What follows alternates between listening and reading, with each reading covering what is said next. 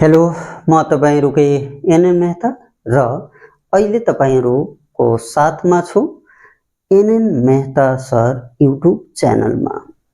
यो च्यानल मार्फत म क्लास 11 देखि मास्टर डिग्री सम्मका अकाउन्ट, फाइनान्स, ट्याक्सेसन र म्यानेजमेन्ट कोर्स रिलेटेड विभिन्न टपिकहरुमा भिडियो बनाई आफ्ना अनुभवहरु शेयर गर्ने प्रयास गरेको छु। पक्कै पनि यो भिडियोहरु तपाईहरुलाई हेल्प गर्छ भन्ने विश्वास पनि गरेको छु। यसै विश्वासको साथ तपाईहरुले यो युट्युब च्यानल एनएन मेहता सरलाई सब्स्क्राइब गरिदिनु होला ताकि मेरा न्यू भिडियोका अपडेटहरु तपाईहरु इजिली पाउनुहुनेछ। र अब लागौं टपिकतिर। आजको टपिक लोन एमोर्टाइजेसन शेड्युल हो। एक्चुअली यो लोन एमोर्टाइजेसन शेड्युल हो के भने सिम्पल बुझ्नु होला।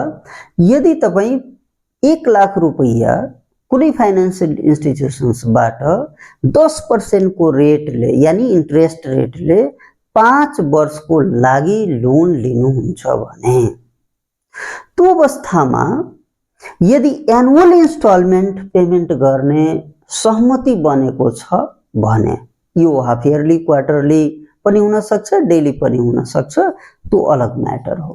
तर म यो भिडियोमा म एनुअल इन्स्टलमेन्टलाई फोकस गर्छु र एक्जाम्पल पनि एनुअल इन्स्टलमेन्ट माथि नै दिन्छु। यसले यसरी बुझ्नुस् कि जुन 1 लाख रुपैयाँ लोन लिएको छ त्यसको पहिलो वर्षमा त ब्याज तिर्नु पर्यो। अनि जुन हाम्रो किस्ता हुन्छ त्यो विथ इन्ट्रेस्ट हुन्छ। त्यसो भए त्यो इन्स्टलमेन्टबाट हामी इन्ट्रेस्ट घटाएर के निकालिहाल्छौं? Principal payment amount. त्यसो भए सुरुको लोनबाट हामी यो प्रिन्सिपल पेमेन्ट एमाउन्ट घटाइदिए भने पहिलो वर्षको लास्टमा कति लोन अब बाँकी रह्यो त्यो कुरो हामी जानकारी पाउँछौं। त्यसो भए फेरि अगाडि सेकेन्ड इयरमा पनि यस्तै हुन्छ। यानी सेकेन्ड इयरको सुरुमा कति लोन थियो, त्यो वर्ष कति ब्याज तिरियो, त्यो वर्ष चाहिँ प्रिन्सिपल कति पेमेन्ट भयो र साथसाथ हाम्रो क्लोजिङ लोन ब्यालेन्स कति बच्यो लोनको। त्यसैगरी थर्ड इयरमा पनि यस्तै हुन्छ। थर्ड इयरमा चाहिँ हामी सुरुमा कति लोन थियो, कति ब्याज तिर्यौं, कति प्रिन्सिपल तिर्यौं र कति लोन बाँकी रह्यो। यस्तै हामी 5 वर्षसम्मको लागि एउटा टेबल चाहिँ तयार गर्छौं सिस्टमेटिक वेले। त फेरि भन्नुहुन्छ कि यो लोन एमोर्टाइजेसन शेड्युलले हामीलाई के हेल्प गर्छ त? सिम्पल, हामीलाई यो थाहा हुन्छ कि कुन वर्षमा ब्याज हामी कति तिर्नेवाला छौं। त्यसैगरी कुन वर्षको लास्टमा हाम्रो लोन कति बाँकी रहिरहेको छ त्यो पनि हामीलाई जानकारी हुन्छ। अब भन्नुहुन्छ यो प्रत्येक वर्षको इन्ट्रेस्ट पेमेन्ट र प्रत्येक वर्षको इन्डिङ लोन ब्यालेन्स किन जान्नु पर्यो? कारण छ। जब हामी फाइनल अकाउन्ट तयार गर्छौं यानी कि त्यहाँ इन्कम स्टेटमेन्ट तयार गर्नुपर्छ। त्यसो भए रियल नेट प्रॉफिट जान्नको लागि इयर वाइज हामी के गर्छौं? इन्ट्रेस्ट पेमेन्टलाई एक्सपेन्सेसको रूपमा लिन्छौं। हामीलाई त थाहा हुनु पर्यो नि कि कुन वर्षमा कति इन्ट्रेस्ट पेमेन्ट गरेको छौं। त्यो वर्षको इन्कम स्टेटमेन्टमा त्यति एक्सपेन्सेस लेख्नु पर्ने। फेरि नेक्स्ट इयर अर्को वर्षमा पनि त्यस्तै हुन सक्छ। यानी जुन वर्षको फाइनल अकाउन्ट यानी इन्कम स्टेटमेन्ट तयार गर्छौं सोही वर्षको इन्ट्रेस्टलाई एक्सपेन्सेसको रूपमा लिन्छौं ताकि इन्कम स्टेटमेन्टले रियल प्रॉफिट हामीलाई सो गरोस्। ठीक यसैगरी इन्डिङ लोन ब्यालेन्स हामीलाई किन चाहियो?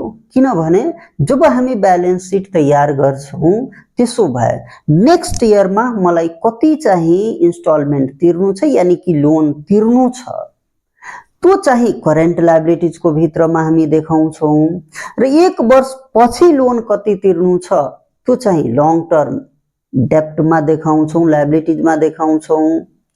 वा यसरी बुझौं ब्यालेन्स सिटको लायबिलिटी साइडमा कति लोन बाँकी रहिरहेको छ वर्षको अन्तमा त्यो पनि इयर वाइज देखाउँछौँ। अर्थात् पहिलो वर्ष हामी लोन पेमेन्ट गर्छौँ भने किस्ताको भित्रै, त्यसो भए पहिलो वर्षको लास्टमा लोन कति बच्यो, फेरि दोस्रो वर्षको ब्यालेन्स सिट त बनाउनु पर्ने हुन्छ। त दोस्रो वर्षको लास्टमा अब लोन कति बाँकी रह्यो, तेस्रो वर्षको लास्टमा लोन कति बाँकी रह्यो, अर्थात् इन्कम स्टेटमेन्टमा इन्ट्रेस्ट इयर वाइज हामीले खर्च लेख्नु पर्ने, ब्यालेन्स सिटमा लोन लायबिलिटी साइडमा हामीलाई देखाउनु पर्ने। त्यसो भए कुन वर्षमा कति ब्याज, कुन वर्षमा कति लोन, यो सो गर्ने कहाँ, फाइनल अकाउन्ट अन्तर्गत या फाइनान्सियल स्टेटमेन्ट हो इन्कम स्टेटमेन्ट र ब्यालेन्स सिटमा। अब अर्को कुरो पनि रहन्छ, यदि कोही चाहियो भने र बैंक र जो लोन लिएको व्यक्ति छ उनीहरूको बीचमा सहमति भयो भने 5 वर्षको भित्रै, यानी तेस्रो वर्षको लास्टमा बुझ्नुहोस्, चौथो वर्षकै लास्टमा यदि फुल लोन पेमेन्ट गर्न चाहिरहेको छ भने, यानी कि जति लोन बाँकी छ त्यो यदि तिर्न चाहिरहेको छ भने त्यो अवस्थामा पनि हामी के हुन्छौँ, वेल नोन हुन्छौँ कि मेरो तेस्रो वर्षमा कति चाहिँ लोन बाँकी रहेको छ र म तेस्रो वर्षको लास्टमा तिर्न चाहे भने यो टेबलले हामीलाई हेल्प गर्छ, कति लोन बाँकी छ त्यो अनुसारले हामी लोन तिरिहाल्छौँ। हो, नर्मली चाहिँ फाइनान्सियल इन्स्टिट्युसन्सहरूमा लोन एमोर्टाइजेसन सेड्युल अर्थात् सफ्टवेयरले उनीहरूको चाहिँ काम गरिरहेको हुन्छ, तर एज एन लर्नरको रूपमा त्यो चाहिँ कसरी निकालिन्छ, year wise interest, year wise ending balance of loan वा इयर वाइज जुन प्रिन्सिपल पेमेन्ट भएको छ यानी कि लोन पेमेन्ट भएको छ त्यो कसरी निकाल्ने, यही सन्दर्भमा यो भिडियो रहनेछ र म एउटा एक्जाम्पलबाट तपाईहरुलाई न्यूमेरिकल चाहिँ के गर्छु, सल्युसन गरेर बताउने प्रयास गर्छु। एक्जाम्पलको रूपमा मैले लिए है, एउटा प्रब्लम सेट गरिरहेको छु, अर्थात् setup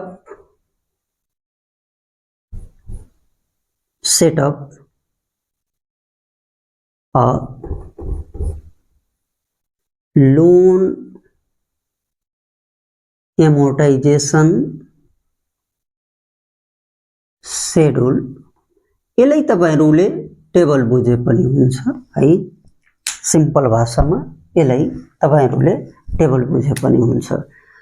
setup a loan amortization schedule for a loan rupees 1 lakh taken for 5 years at 10% interest rate per annum, यानी per year। यहाँ के भन्छ, setup a loan amortization schedule. यो लोन एमोर्टाइजेसन को मतलब पेमेन्ट जुन गरिएको छ त्यसको सिरिज चाहिँ हामीलाई बनाइदिनु छ, यानी टेबलमा अरेन्ज गरिदिनु छ। फर अ लोन, कति लोन छ, 1 लाख, कति वर्षको लागि छ, 5 वर्षको लागि, ब्याज रेट कति छ, 10%। र स्टुडेन्ट्स ध्यान दिनु होला, यसमा म एनुअल बताइरहेको छु, यो quarterly, half yearly, monthly, daily पनि हुन सक्छ है। अब कसरी चाहिँ यो लोन एमोर्टाइजेसन शेड्युल अर्थात् टेबल चाहिँ तयार गर्ने, म यहाँ सल्युसनमा स्टेप बाइ स्टेप म गाइड गर्ने प्रयास गरेको छु। स्टेप 1 मा हामी के गरिहाल्ने, एनुअल इन्स्टलमेन्ट निकालिहाल्ने हो। यो एनुअल इन्स्टलमेन्ट लाई पेमेन्ट पनि हामी भन्छौं, ठीक छ, यानी एनुअल पेमेन्ट, यसलाई पीएमटी पनि लेख्ने चलन छ, यसलाई युनिटी पनि भन्ने चलन हो। यसरी यसको फर्मुला हुन्छ लोन एमाउन्ट डिवाइडेड बाई यो प्रेजेंट भ्यालु को जुन हाम्रो टेबल छ पीवीआई अफ ए यानी second table PVI of A I% interest rate र यान्थेयर यो एनुअल इन्स्टलमेन्ट निकाल्ने चाहिँ फर्मुला हो र तपाईको फाइनान्शियल टेबल नम्बर कति युज भएको छ 2 फाइनान्शियल टेबल त्यसो भए यहाँ म अमाउन्ट लेख्दै छु 1 लाख रुपैयाँ यहाँबाट म लिए र यसरी पीवीआई अफ ए क्वेश्चन में 10% छ 10% राख्नु या जति पर्सेंट हुन्छ तो यहाँ राख्नुस् 5 इयर को हो म यहाँ के गरे 5th इयर राखे यसरी यहाँ 1 लाख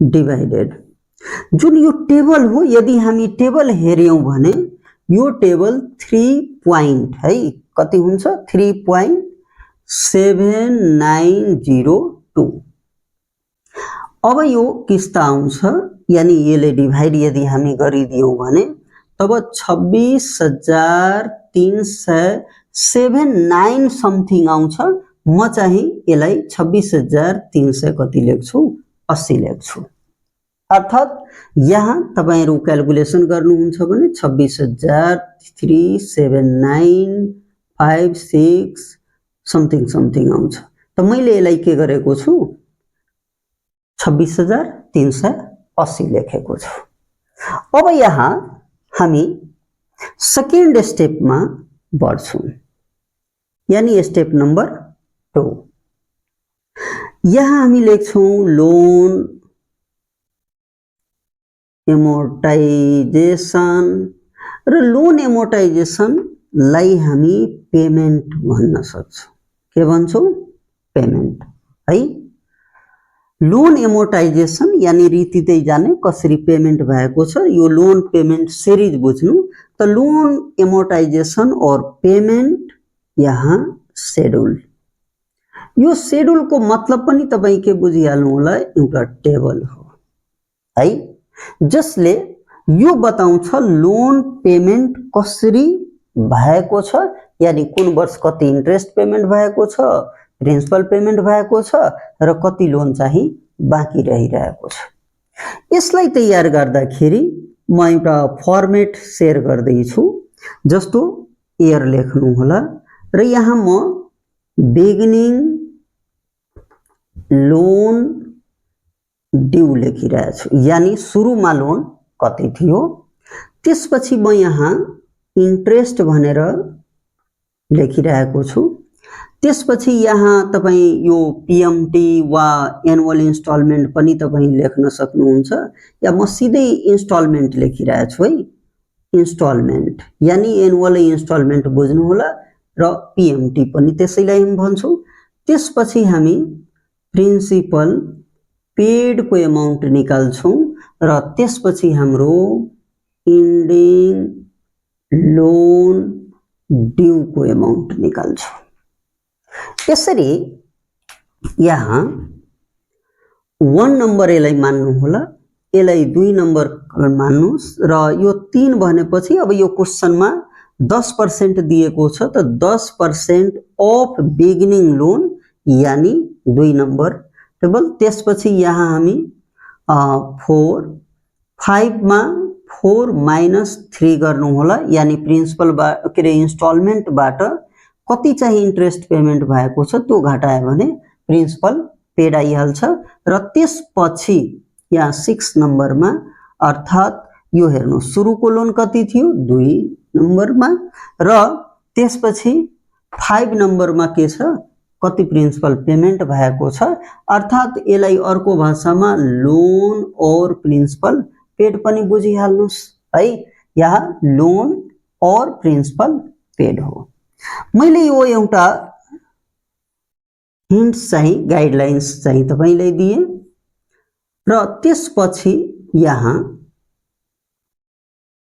अब हेर्नुस् लोन को अमाउन्ट पहिलो वर्ष को सुरुमा 1 लाख रुपैयाँ हो म 1 लाख लेखे त्यसपछि यहाँ हामी के गर्छौं इन्ट्रेस्ट पेमेन्ट गर्छौं त्यसो भए 10% अफ 1 लाख सुरुमा कति छ 1 लाख त 1 लाख को कति 10% यानी कति पेमेन्ट गर्यौं 10,000 रुपैयाँ यहाँ इन्ट्रेस्ट बापत पेमेन्ट गर्छौं तर टोटल किस्ता कति छ 26,380 अब हेर्नु एनुअल इन्स्टलमेन्ट 26,380 मा 10,000 चाहिँ के छ इन्ट्रेस्ट छ त्यसो भए हामी प्रिन्सिपल कति पेमेन्ट गरेको छौं त्यतातिर लागौं है म यसलाई यहाँ अलि चेन्ज गरेर लेखे है यो इन्स्टलमेन्ट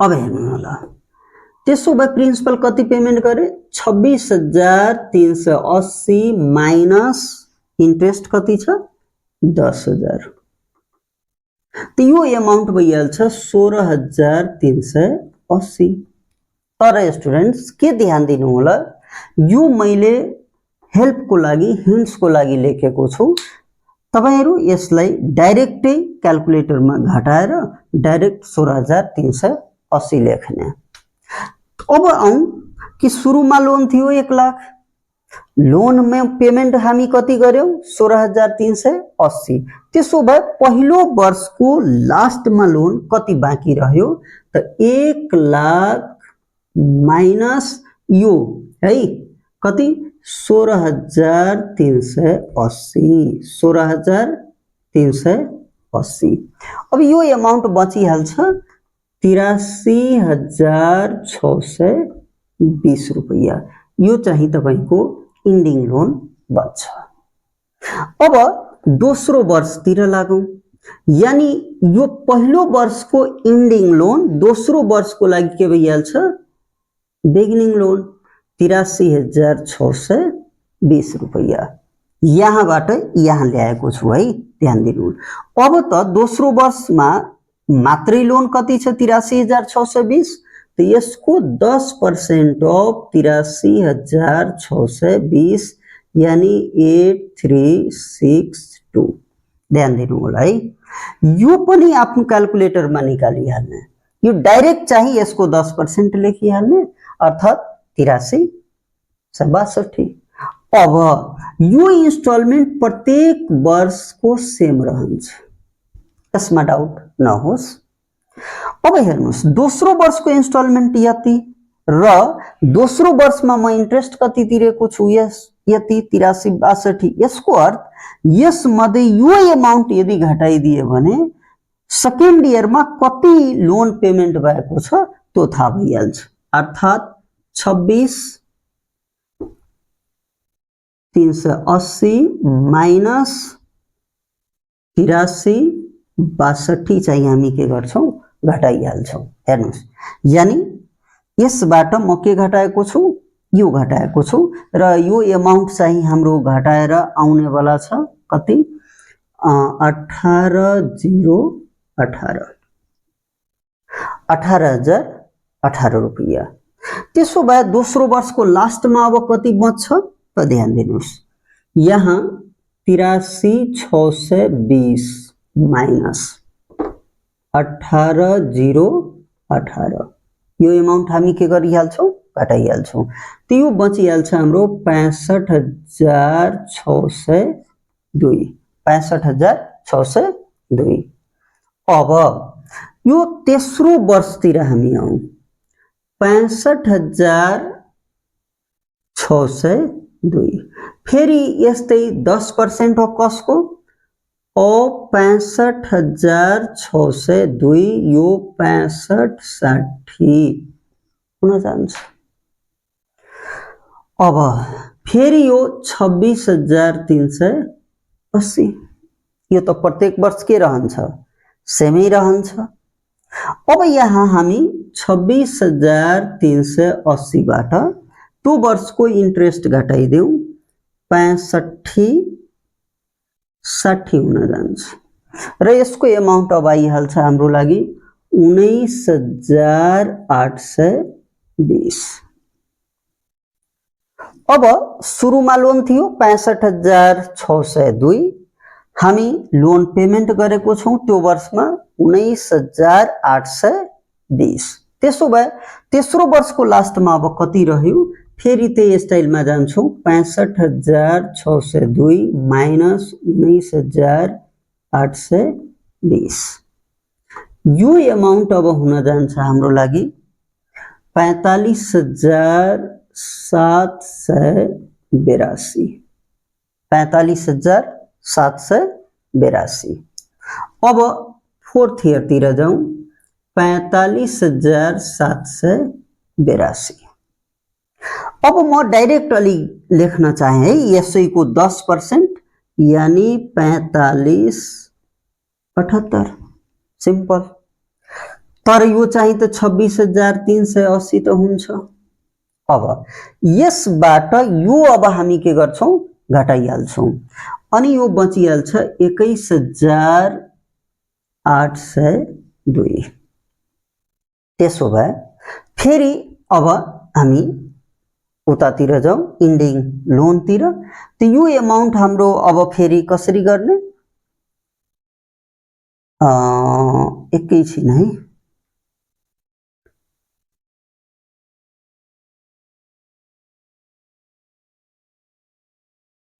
हो अब यो कति आउँछ, 21,820 र यो चाहिँ बचिहाल्छ तपाईको 23,980।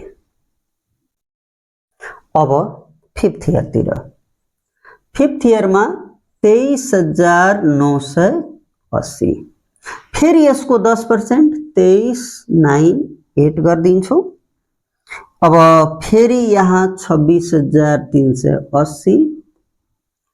अब फेरि यसबाट यो हामी के गर्दिन्छौं, घटाइदिन्छौं, यसबाट यो घटाइदिन्छौं, 23,982 हुन जान्छ।